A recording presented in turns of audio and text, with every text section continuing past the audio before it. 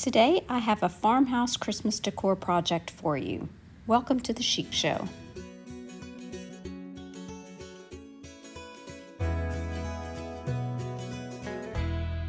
This video is part of the 12 Days of Christmas hosted by Rustic and Lace DIY and Krista's Crafty Life.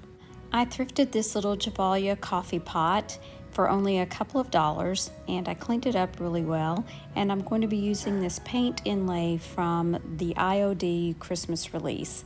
Now I used the liquid patina because I wanted this pot to stay white and I wanted it to still have the shine. I've actually not had very good luck with this process, so if you have any tips for me, please let me know. Since this is a round and kind of graduated width on this piece, I did cut my transfer to work with it in pieces. I laid down my liquid patina, then I spritzed my paint inlay, and I'm going to place it on top of that liquid patina. Once it was dry, I did spritz it with a little bit more water and then kind of dabbed off the excess.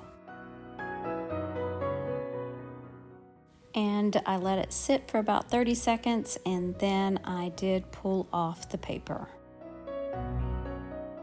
This section did work pretty well this time.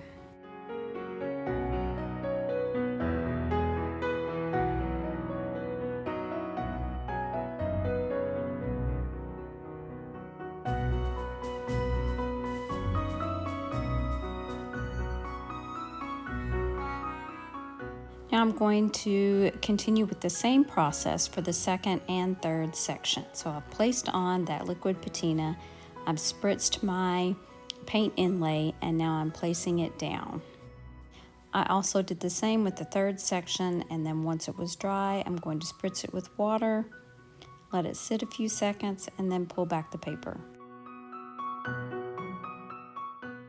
So the second section is the part that did not do very well. So I placed that back down and tried again.